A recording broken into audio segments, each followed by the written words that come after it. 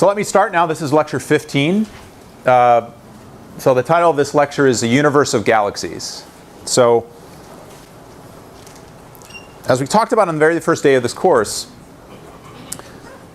if you try to just have a picture in your head of what the universe is, imagine stepping back from a very far distance and just gazing at what the universe is. One way of describing the universe on the largest scales is that it's a universe of galaxies. And that's very different than the idea that the universe is a universe of stars, that it's an endless sea of stars. Rather, those stars live in groupings, and they form in galaxies. And these galaxies themselves are strung out across the cosmic landscape, crisscrossing, living in many ways, living in a filamentary pattern, where this is actually a zoom in on what the universe looks like fairly locally. And so right in the middle here is what's called the local group of galaxies. That's where the Milky Way lives, along with M31. And then as you move out and away from the Milky Way, each little dot on this picture represents a galaxy. You see, we live sort of in between two much bigger clusters of galaxies. This one's called the Fornax cluster, so it's lots of galaxies living all together. And this one over here is called the Virgo cluster.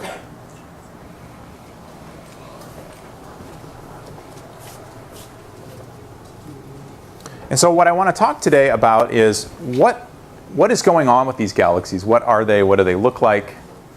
And what is the variety of galaxies in the universe? So this is sort of zooming back in now with a diagram of what our own local group looks like. So sitting right here in the middle, this is us. This is the Milky Way. The full extent of this disk galaxy that we live in is about 100,000 light years across. And then about 2.5 million light years away, there's the Andromeda galaxy, otherwise known as M31. M31 and the Milky Way are both fairly large galaxies. They contain about 100 billion stars. And around each of us, these two big galaxies in the local neighborhood, around each of them is orbiting a swarm of little dwarf satellite galaxies, little bitty galaxies that are sort of orbiting around us.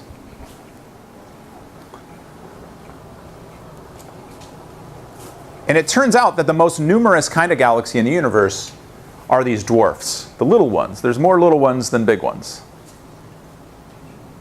And the biggest galaxies in the universe get to be about 10 times bigger than the Milky Way in terms of mass, and then that's it. There's really nothing much bigger than that. But there's lots and lots and lots of little dwarfs. So if you just think about this as being typical, the Milky Way has about 10 or 20 little dwarfs that we've detected so far. There's probably actually a lot more. And Andromeda has a similar number around it. So for every bright galaxy, there's at least 10 to 20 little galaxies out there.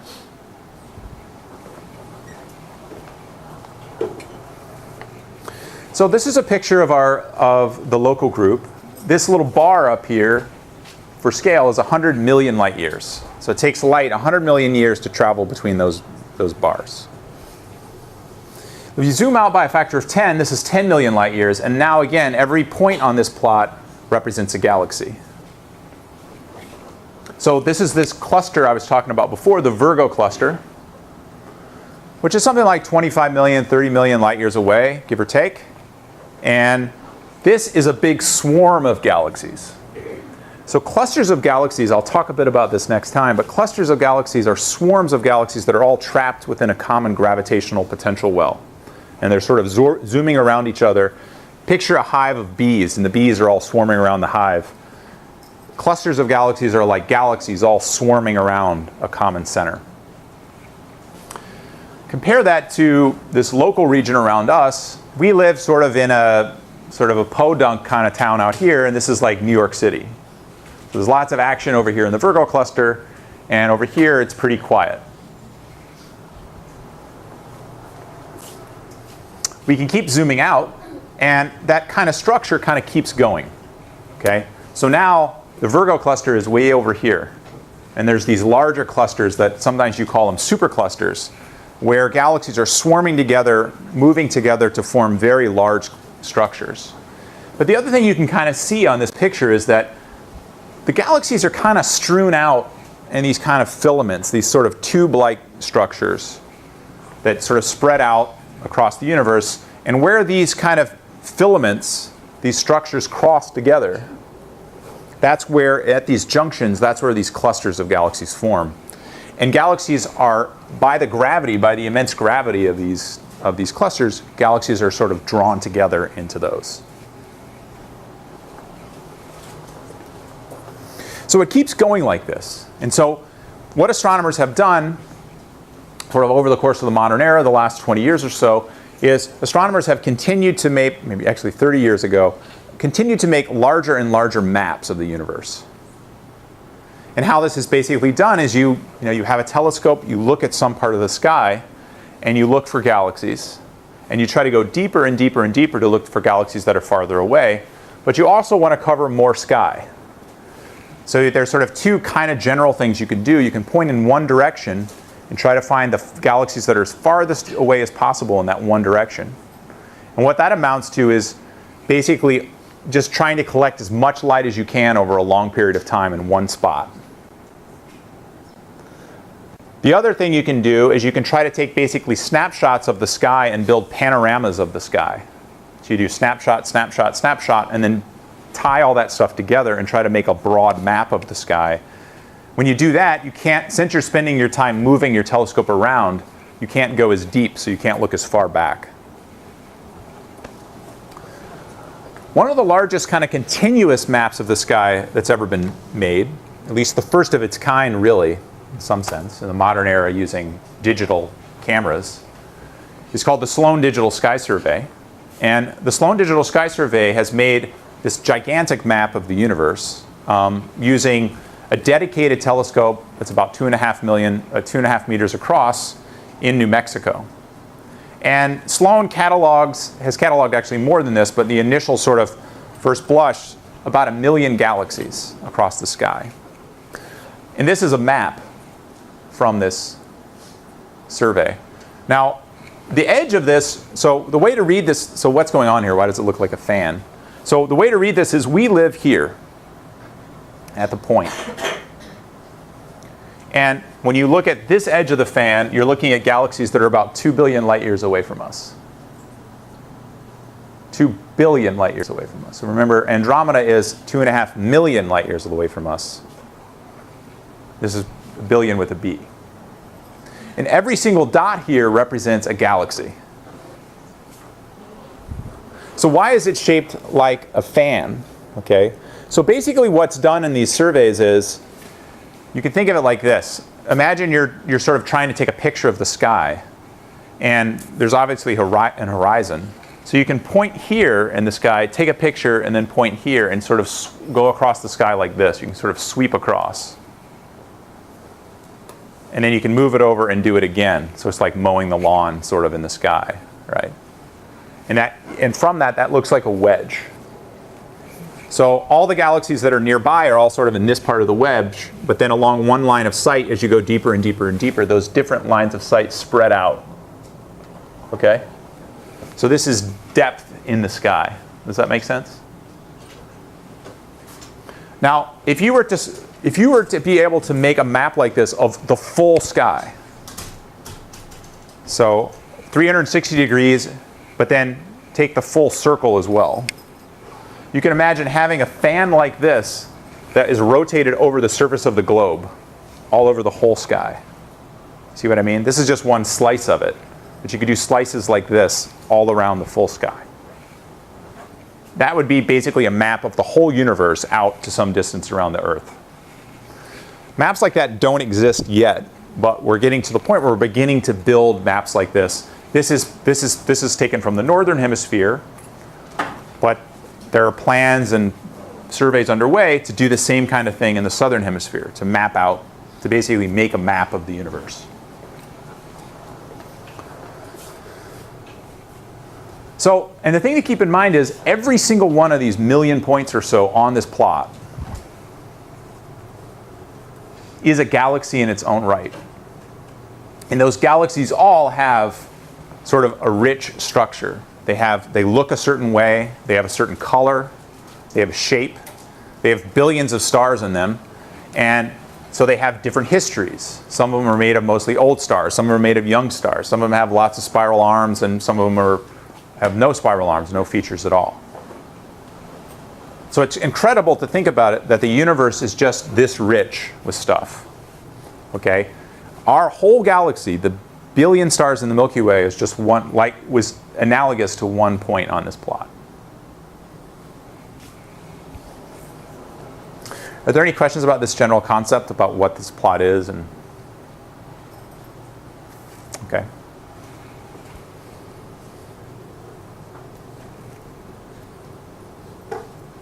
So as we survey the universe and look out there and kind of see what galaxies are, what they're like, there are basically two broad classes, at least in the local universe. There's galaxies that are classified as elliptical, and then there's galaxies that are classified as spiral galaxies or disk galaxies. And ellipticals are sort of what you would think by the name. They're just big balls of stars that are just kind of all swarming around each other, and more of a chaotic kind of swarm. And disk galaxies are galaxies that are more ordered. The stars are orbiting around a common center, and they're mostly laid out in a disk. And so the Milky Way and M31 are types of disk galaxies, whereas these elliptical galaxies are different than us in some way. In fact, there's a classification scheme that astronomers have developed, and it specifically goes back to Edwin Hubble. So Hubble had this classification scheme where he basically broke galaxies up into different classes. So remember, he was living in the era where it was really getting to the point where people were really accepting the fact that these nebulae in the sky were other sort of Milky Ways in their own right. And so what they were doing at that time is just classifying, wow, okay, so all these things millions of light years away, they're other galaxies. What kinds of other galaxies are there? And it turns out they come in a certain class of variety. And there's basically ellipticals, and even within the ellipticals you can break them up into different types. Some of them are really round, and some of them are more elongated, for example. And even in the spirals, that is the disks, there's different types. Some of them have really pronounced spiral arms and huge bars in the middle, like this. See this big bar in the middle and then these two wraps? And others have bigger bulges, bigger round things in the middle on top of the disks.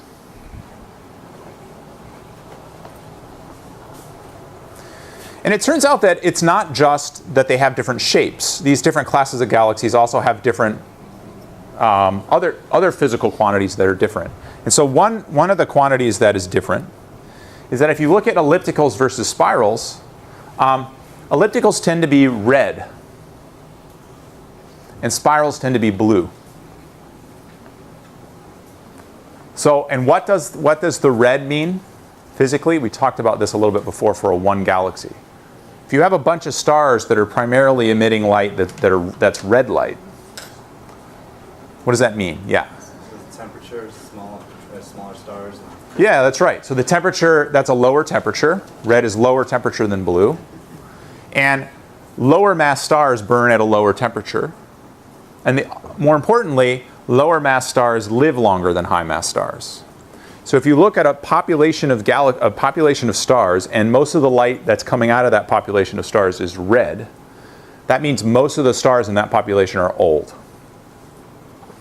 And that's what you see in ellipticals. They're made primarily of old stars. And when I say old, I mean about, let's say, 8 billion years old or older, typically. I mean, there's some details that are a little different than that, but that's basically the picture. Whereas in spiral galaxies, you find they tend to be younger. That is, their light's blue. And so their light is blue is because they have a fairly big population of younger stars. And if you have a bunch of stars form, some of them will be high mass. And high mass stars they're hot and they burn blue. Okay? But the deal with these high mass stars is they live fast and they die young, so they burn out fast. So what that means is if you see a lot of blue light now, that means that you've got a lot of massive stars. And if you have a lot of massive stars, that means they formed recently. Because if they formed long ago, you wouldn't have the massive stars anymore. They would have already exploded or burned out. Does that make sense? Yeah? Just out of curiosity, on the bottom left picture, is that little thing on the left? I feel like those kinds of weird shapes show up in a lot of the pictures. This thing here? Yeah. That's a star. It's out of focus, or? Well, the thing about it is, stars are really bright, okay? And if you're trying to take a picture of something kind of fuzzy and faint like a galaxy, and then there's a pinprick really bright star in the way, it tends to make this kind of diffraction. It sort of makes that kind of star speckle pattern. And you've seen this kind of thing too. In fact, as I look, if I sort of kind of look directly into this light, which is not a good idea, I don't know why I'm doing it, I see that kind of spatter as the light kind of comes into my eye and diffracts and stuff. Okay, so that's what that is. And you'll see that on a lot of times you'll see images of galaxies and there'll be this kind of thing sitting there. That's just a foreground star that's in the Milky Way. And this galaxy is way past the Milky Way. So whenever you see something like that, that's just a star that's like sitting, you can imagine it's sitting like really close to your eye and the galaxy's really far away and it's just kind of, sort of in your face. Yeah. So it'd be like trying to look out at night at the stars and there's just a candle here that you're sort of, have to deal with. Yeah, that's a good question. Whereas this thing right here is not. This is a little galaxy in the way. Another little galaxy, in front of or behind the other thing. Anything else? Yeah. Are these images like raw images from a telescope, or are they computer generated? Well, these are real images of real galaxies. Okay. But some of them are, in fact, most of them are sort of so-called false color. The images have been manipulated a little bit in the sense that you'll take a picture of this galaxy and say 3 different color bands. So you look at it in red light, let's say green light and blue light. And then you basically have 3 black and white images. One was made of red light, one was made of green light, and one was made of red light.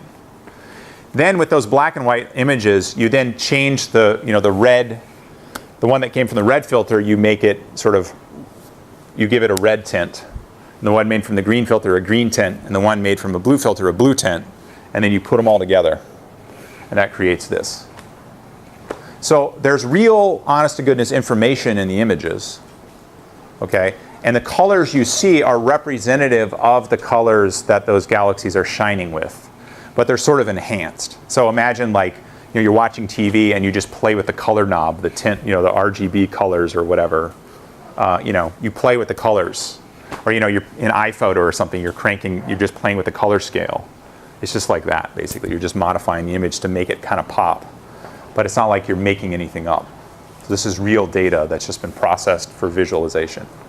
Yeah? So you use the colored on the bot version, right? The elliptical ones are the ones with the lower mass stars and all that, and then okay. Yeah. So these ones have lower mass stars, and these ones they contain a population of higher mass stars. Yeah. I talked about this in the previous lecture, but I'm just sort of giving a review now of why.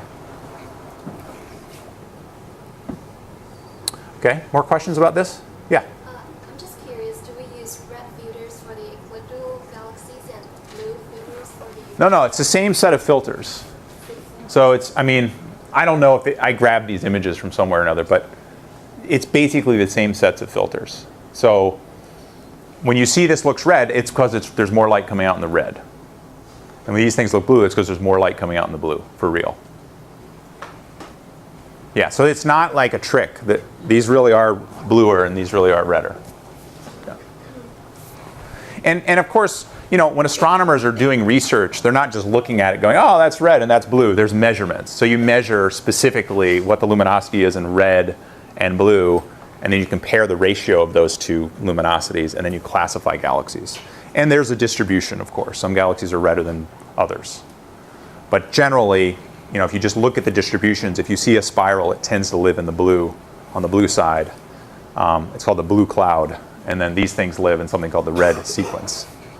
So another way of saying it is elliptical galaxies are red and dead. They're not forming many stars anymore.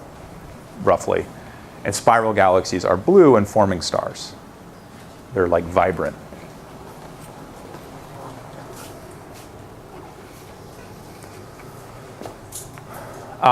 So violet and vibrant. Yeah, you could do that.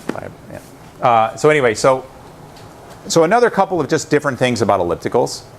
The most massive galaxies in the universe, up to about 1 trillion stars. So the most massive galaxies we see anywhere, these are things that tend to live at the hearts of galaxy clusters, actually. They are almost always ellipticals. So ellipticals are massive things, typically. Massive galaxies are elliptical. They're not disks anymore. They're not forming stars anymore. And they have older populations of stars, usually sort of 9 billion years old or so. And overall, they shine in the color of their stars emitting light tends to be red, indicative of this old population. Spiral galaxies tend to be smaller. So most spiral galaxies have sort of 10 to 100 billion stars. And they tend to be disk-like in morphology. Oftentimes they'll have these spiral arms. Sometimes when you look in the center, they'll have a clear bulge, a big round thing. Sometimes when you look in their centers, they'll have bars, sort of bars of light. And sometimes they'll have almost nothing at all, just a tiny little dot. And those differences are different classes of spiral galaxies, but I'm not going to talk to you much about those. Generally, I just want you to understand there's kind of these two big, broad classes of galaxies. They tend to have the younger stars. They're vibrant now. They're forming stars now. And again, the reason why they're blue is that they have more of this population of massive stars that are burning hot, that are therefore glowing blue. Okay? Are there any questions about that? Yeah? Do spiral galaxies, when they get older, turn into I will talk about that. So you're getting exactly to the right question. So the question is, now that you've sort of got the stamp collecting thing done, okay? I've just told you that we've gone out, we've surveyed the universe, and there's kind of two general classes of galaxies. And you're getting at, well, why? Does one of these kind of galaxy form first and then turn into this kind? Because you might think, well, look, these are older, so they've been around longer, and they're not forming stars anymore. These are the ones that form the stars. So maybe you form stars in these things, and then when they stop forming stars for one reason or another, they turn into these things, for example, or something like that. And so that's kind of a broad question right now. What is it that sets this vast variety of structure that we see in the universe? So you look out and you see all different types of galaxies. Why are some galaxies these big round balls? And why are some disks with balls? And why are some just mostly disks? Well, there's one thing that we haven't talked about very much yet with respect to these galaxies. Okay? And that's when you look out at a picture of the universe, like, say, this one. You tend to think of it as a snapshot. Okay? This is what the universe is like. But the thing to also keep in mind is the universe is a dynamic place. It's changing. Okay? It's developing over time. And so these galaxies aren't frozen. In fact, they're moving. And in many cases, they're actually moving towards each other, at least on very small scales. And this, and more specifically, if you look at the relative spacing between galaxies, they're not that far apart. All right? So this is sort of basically to scale this little picture on the bottom of the plot here. So what's shown here is our galaxy, the Milky Way, and over here, the M31 galaxy, Andromeda. And like I said, they're about 2.5 million light years away. So in the scheme of things, they're not that far away compared to how big they are. All right? If you took the Milky Way and Andromeda and made it the size of a quarter, okay, they'd be about arm length apart from each other. So that's what we're talking about. Take 2 quarters, do this to them. That's how close they are. Moreover, they have gravity and they're tugging on each other. So they want to get closer, all things being equal. Okay? Now that's very different than stars, okay? Stars are really, really far apart. If you made the sun the size of a quarter, the nearest star to the sun would be 1,200 kilometers away in Albuquerque, New Mexico. So the sun is not going to collide with Proxima Centauri anytime soon. But you look at Milky Way and Andromeda and you think, hey, you know, those things might hit each other. Specifically since they're tugging at each other. Now, the thing that's kind of interesting about this is, if you measure the speed, something that's very easy to do is you can measure how fast M31 is moving towards the Milky Way. Why is that easy to do? How do you do that? What's the method we use to measure speeds of objects in astronomy coming towards us or away from us? Sorry? Doppler shift, right, the Doppler shift. As light is, if a source is moving away from us and it's emitting light, its light stretches out, it redshifts. If a source is moving towards us and it's emitting light, the color of that light, the wavelength of that light scrunches up and becomes bluer than it would be if it was at rest. And when we look at the light coming from M31, we see that that galaxy is moving towards us. The light is blue shifted. And from the measurement of that blue shift, we can actually measure the velocity really accurately. We know how fast it's moving in this direction towards us. Now, that doesn't necessarily mean it's going to hit us, because it could have a large component of its velocity to the side. Okay, so if this is Andromeda coming at you, you know the component that's moving this way, but it also might be moving this way really fast. So it might be kind of going like this. All you can measure is that component towards you very easily. But it turns out over the last several years or so, using the Hubble Space Telescope, a really amazing effort to do this, astronomers have actually measured the amount by which M31 is moving in the plane of the sky over the course of years. So it's just ever so slightly over the course of a year, shifting a little bit in the sky relative to background things that are really far away. And from that, they've actually measured its full 3D motion. And we know it's coming almost right at us now. And so what you can do then is you can estimate how long it's going to be till we collide with Andromeda. So here's a movie, a numerical simulation that was actually done by Gertina Besla, who's a postdoc at Columbia. This is supposed to be, let's see, which galaxy is this? This is one of the galaxies. Let's see I think it's labeled here in a second. Okay, this is M31. This one's the Milky Way. That's how far away they are now, but this is them coming towards each other over the course of time. And this is the time in billions of years in the future. That's how they're oriented with respect to each other. See, they come by, then their gravity attracts, then they run together.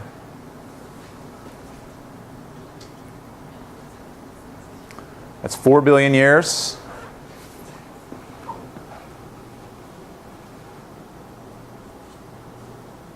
And you see what's left there is kind of a ball of stars. And in fact, the coloring in this movie is the age of the stars.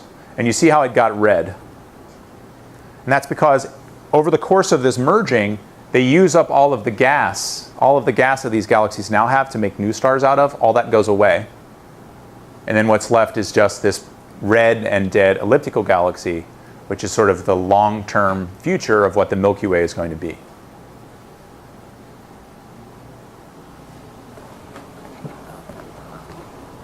Now, the press officers at Space, so they used Hubble to do this, and the tremendously talented people who work at Space Telescope Science Institute worked with them to put together some of these images of what a view from the Earth might look like in about 4 billion years as Andromeda comes along and begins to crash into our own disk. So the way to look at this is sort of a landscape of the Earth. This is the Milky Way as viewed from within. This is the same stripe, this band across the sky that we see. But when M31 gets close enough, it's going to look like this. So, you know, if you were living on Earth 4 billion years from now, you might have a night sky that looked like this. Okay. And in fact, they did this cool kind of like snapshot as you progress across in time. This is today, or something like today in the upper left. And then as you know, over billions of years, as M31 gets closer and closer, you're going to start seeing it being bigger and bigger in the sky. Right now, you can just barely by eye see M31 as this wisp in the sky. But you know, in a billion years, it's going to get bigger because it's getting closer. Okay? And then it does this, and this is the middle of the merger, and then it's going to go crazy. And in fact, you see all these spots here? That's what are these little things I talked about last time. Those little purple regions are star-forming regions. It's ionized hydrogen around new stars being born. So the idea is that when these mergers happen, that triggers new stars to kind of form that wouldn't otherwise be forming. And so there's just the whole sky lights up. There's just a crazy mess in the sky. And then you have this kind of halfway formed thing. And then finally, at the end of the day, the night sky, you won't have this band of the Milky Way anymore. It will just be a band of smooth light in the sky. So civilizations living in the far, far future of the Milky Way galaxy, or whatever you want to call it, they will live within a ball of stars, not a disk. And so it'll be a very different sky for those astronomers, whoever they are. Now, this is really cool. Don't get really excited about this, though, living 4 billion years to see this, because the sun is getting hotter. And in about 1 billion years, the sun will boil the oceans. So there's not going to be any water. So, you know, maybe you could somehow make this picture, but it's not going to be a very good place to live in 4 billion years. And the sun's going to die in about 4.5, so it's going to get kind of crazy. But, you know, it's still kind of cool. It's cool to make the picture. People may be living on Earth when this happens. But pretty soon after this image, it's going to get very hot. Or it's going to be steadily getting hotter. Yeah? How long before our sun makes Earth inhabitable? Well, it will boil the water off in about 1 billion years. So that 1 billion years is sort of the number. So there's actually something called the habitable zone around the sun. And the distance, the closer you are to the sun, the hotter it is, and you can no longer have liquid water. And the CO2 cycle breaks down on Earth. Venus is well inside of that habitable zone, and that's why it's so hot on Venus, and there's been a runaway greenhouse effect on Venus. If we were about 10% closer to the sun, we would be marginally outside of the habitable zone. It would be too hot. So as the sun gets brighter over the course of the next 5 billion years, it's, you know, at some point it's going to stop. It's not going to be habitable anymore. And I'm giving you a number of about 1 billion, which is sort of an estimate now that people have for when it's going to be. It will be hard for Earth to have liquid water then. Yeah. But then by then Mars will be habitable, right? Well, yeah. So that's true. I mean, maybe, right? So then there are these ideas of, well, we'll just colonize Mars, and Mars will be, you know, that'll give us an extra 1 billion years before the sun goes red giant in 3 billion years or whatever. Yeah. Right. So then Mars will get warmer. Maybe the ice caps on Mars will melt, and you'll have liquid water on Mars, and blah, blah, blah. But, you know, then the question becomes, how do you move, you know, probably the population of the U.S., of the world at that time is going to be 60 billion, 50 billion, you know, 10 billion, you know, who knows? It'll probably peak at 60 billion and begin to fall a little bit. Let's just say 10 billion. Then you have to figure out how to move 10 billion people from the surface of the Earth to Mars. Yeah. 1 billion years is a long time, though. So our species has existed for 100,000 years. We have evidence of any kind of advanced thought, creativity, poetry, art on cave walls, etc., maybe 50,000 years. So this is 1 billion years. So extrapolating what things are going to be like in the future is difficult over 1 billion year timescales. Anyway, it's kind of fun though. So this idea, right, that Andromeda's coming at us, we're now quite convinced that we're going to merge. we're not that special, okay? If you look out in the universe, you see evidence of galaxies colliding all the time. And so we have this general idea that galaxies at some point eventually settle down into disks, and stars are born in disk galaxies. And then these things, because their galaxies tend to be close together, they ram into each other. Over the course of ramming into each other, they eventually get all mixed up and form these spheroids, these elliptical galaxies. Through this process, star formation shuts off. So you're vibrant and violet here, and then you're red and dead over here.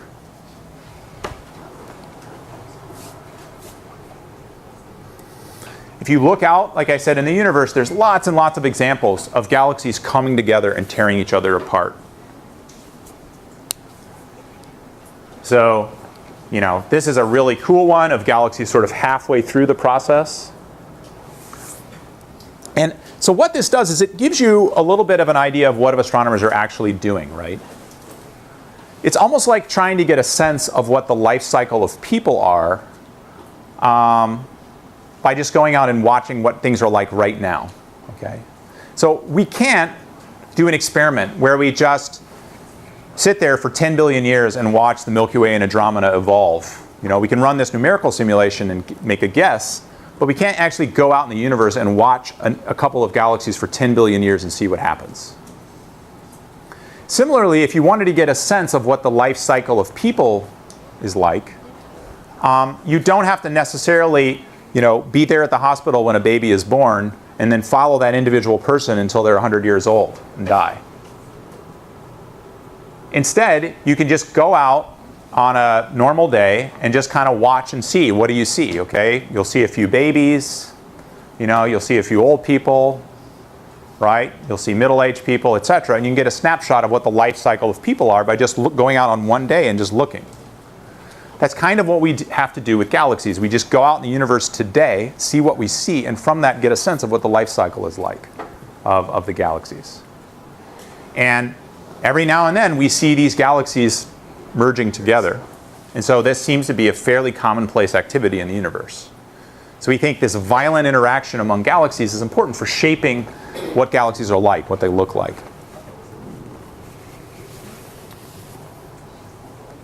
And at some point in this, I think probably 2 lectures from now, I'll talk about how this underlying sort of interactive nature, this violent nature of structure formation today in the universe is actually tied very closely to some of the theoretical ideas that exist now about understanding why all of this stuff came to be, why the universe looks how it does. And it seems like this merging process is fundamental to that we understand why these mergers happen. Now, in addition to just staring at individual vast numbers of galaxies in the local universe, astronomers can do something else. In fact, we can do something when we try to understand what's going on with the development of the universe that's different than what you can do if you were trying to understand what's going on with the development of people. In that we can look at things that are so far away that the light has traveled an appreciable age of the universe to get to us. And so that is, by the time we collect that light, the universe has aged significantly. We can look back in time. If we look at stuff that's far enough away, we are effectively looking back in time to seeing what the universe looked like billions of years ago. So it would be like doing the experiment of going outside and taking a snapshot of what the people as a population look like today, and going back in a time machine 40,000 years ago and looking at what people as a population looked like then. Right? So if you go back 40,000 years ago in a time machine and you do the one-day experiment, what do people look like now? You might not find as many 100-year-olds as you find now. Right? You also might find that you won't have as many obese people either. Right? So you could change. You can learn something about populations if you can look back in time and then learn about that progression. So, in fact, this is what we try to do. So while the Sloan Digital Sky Survey map that I showed you before looked at galaxies back 2 billion years that are 2 billion light years ago, there are now endeavors to basically kind of do the opposite. Rather than taking a big swath of the universe, pick one point and go very deep, or pick a small area and go very deep and see what's there. So this endeavor was done over the last several years, the Hubble Space Telescope has embarked on this. And what Hubble has done is it's picked one tiny little spot in the sky that we're going to zoom in on right now. And over the course, and has just sat there for about 2 weeks, more or less, and looked at that one spot. And just collected light, collected light, collected light. And this is what it looks like when you do that. So I'm going to show this movie again. But just to set the stage here, you pick a spot on the sky that looks perfectly dark. Okay? You necessarily do not want any stars there, because like we were talking about before, you don't want that star right here if you're trying to look at something really faint behind it. So you pick a spot of the sky that's really dark, and in fact doesn't even have any nearby galaxies in that spot. It looks like there's nothing there. Okay? And then you just point Hubble at it, and you see what light you collect. And so that's what this is doing. It's zooming in on this tiny little spot. It's called the Hubble Ultra Deep Field region. And as you go deeper and deeper and deeper into this spot, this is what I'm talking about. You start to see these galaxies. These galaxies emerge there. Now the light from these galaxies that you're seeing here, many of them, left them when the universe was only 1 billion years old. That is, more than 12 billion years ago. This is what the universe looked like. And now what it's doing is it's zooming in even deeper and deeper and deeper, and you have an image like this that looks super duper red. What that is, that's the light from a super bright galaxy that's shining when the universe was only about 600 million years old. And it's so bright that we can detect its light here in orbit around the Earth today with Hubble. So that light traveled for almost 13 billion years uninterrupted through empty space until it hit the prime focus on the Hubble Space Telescope mirror.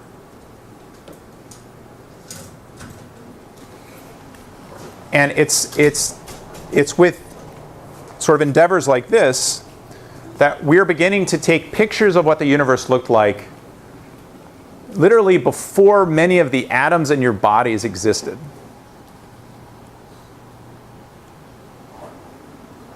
Now, what do we learn from this?